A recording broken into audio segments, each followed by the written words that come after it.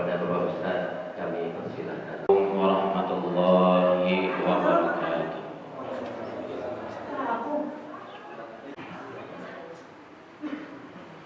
Bismillahirrahmanirrahim.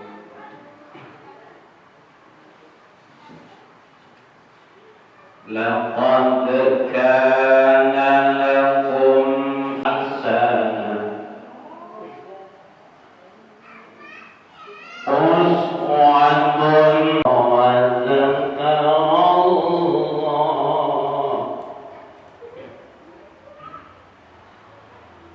wal yawmal akhir. Bisa menjadi ujian dan kebaikan bagi kita semua. Untuk itu, untuk PKM, Pak RT, kami persilakan. Alhamdulillahirabbil alamin wassalatu wassalamu ala rasulillah wa ala alihi wa sahbihi ajma'in. Amma ba'du. Yang kami hormati Ketua RT 05 Sarewangi Sidikiu beserta jajarannya, yang kami hormati para pengurus Masjid Al-Iqrar, yang kami hormati pula Al-Mukarram Al-Ustaz Burhan Hidayat SPD, bapak-bapak, ibu-ibu yang dirahmati Allah. Pertama-tama marilah kita panjatkan puji dan syukur kepada milik bersama jamaah, bukan milik saya dan bukan milik pengurus. Tanpa dukungan semuanya, acara ini juga mungkin tidak akan terlaksana. Terima kasih, mohon maaf. Billahi taufiq wal hidayah. Wassalamualaikum warahmatullahi wabarakatuh. Alhamdulillah, asyhadu an la ilaha illallah wa la syarika lah, wa asyhadu anna Muhammadan abduhu wa rasuluh. Amma ba'du. Yang terhormat Bapak Ibu jemaah Masjid Al-Iqrar yang dirahmati Allah Subhanahu wa taala, dan amal ibadah ini dan amal baik kita sampai hari ini diterima oleh Allah Subhanahu wa taala. Amin ya rabbal alamin.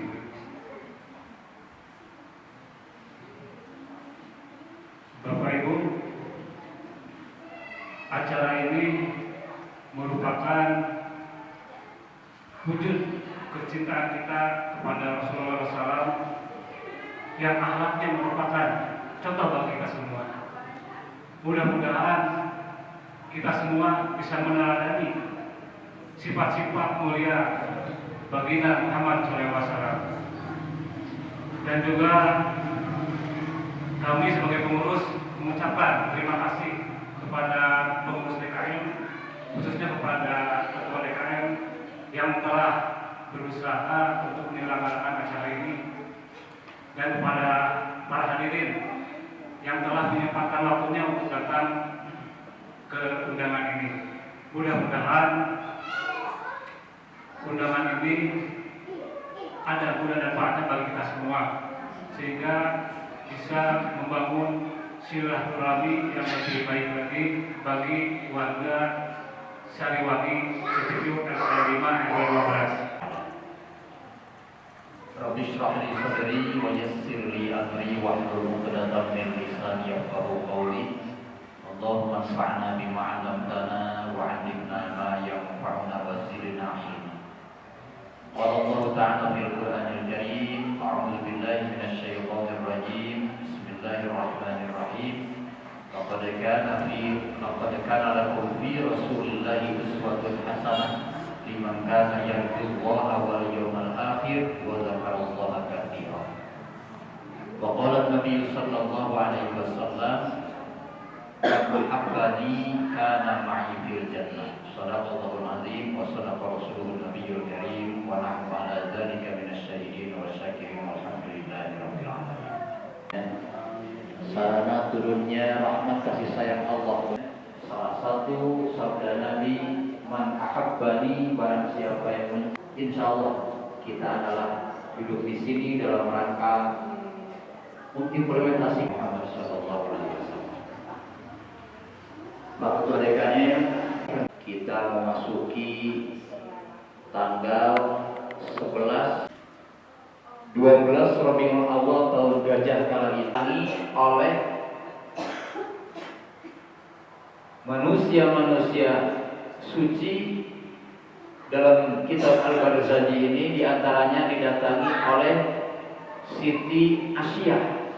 Siapa Siti Asia? Kasih sayang Allah walaupun sang suami pun tahu. Jadi jika kita lihat bagaimana fenomena zaman boleh ketika sebagaimana yang disebutkan dalam Sigel Tali itu kan, tidak memberi nafkah. Sekarang boleh juga. Jika, nah ini ibu-ibu nih, jika ternyata yang dikejar adalah ridho Allah, biarin sampai ajal menjemput, tetap bertahan dengan takdir Allah ini, asalkan tetap di jalan yang benar. Itulah yang dibawa. Percontohannya itu adalah Siti Asia, istrinya Fir'aun, Masya Allah. Ini adalah calon penghuni surga perempuan yang akan menanti di sana. Nah, itu didatangi oleh beliau dalam secara hukum. Ini juga memberikan dasar bahwa jika kita kadang-kadang secara hukum bertemu, itu bisa jadi iya. Walaupun syaratnya diantaranya kalau kita itu harus dalam keadaan mimpi. Karena ketika kita sedang mimpi, ibu bapak, jasad kita berhenti, tapi ruh itu jalan-jalan. Kalau bertemu dengan nenek, dengan orang tua, itu menurut para ulama, asal di dalamnya itu tidak melanggar syariat, boleh. Tidak baik akan mendapatkan putra putri yang solih-solihah, insya Allah. Maka jangan heran kalau ada kata-katanya kotor, bahkan banyak orang yang terzolimi, bisa jadi dia secara kasat mata biasa-biasa. Siapa tahu nanti musibahnya itu ke anak-anak kita. Makanya tidak boleh sombong, tidak boleh ria, jangan sampai menyakiti hati orang lain dan sebagainya. Itulah salah satu seluruh keanehan ketika junjungan alam mau lahir. Ternyata sang ibu Siti Aminah itu didatangi oleh ruh-ruh suci. Itu dikisahkan dalam kitab Al-Barzanji. Apa pelajarannya dari ini? Jadi pelajarannya, jika kita didatangi oleh ruh-ruh atau lewat mimpi dan sebagainya, itu bisa jadi benar. Seperti kesuciannya batin Siti Aminah, sang ibunda baginda Rasulullah Sallallahu Alaihi Wasallam, tatkala akan melahirkan pimpinan alam Nabi besar Muhammad Sallallahu Alaihi Wasallam. Dengan lahir, maka ternyata berhala-berhala di tempat-tempat tertentu itu berjatuhan.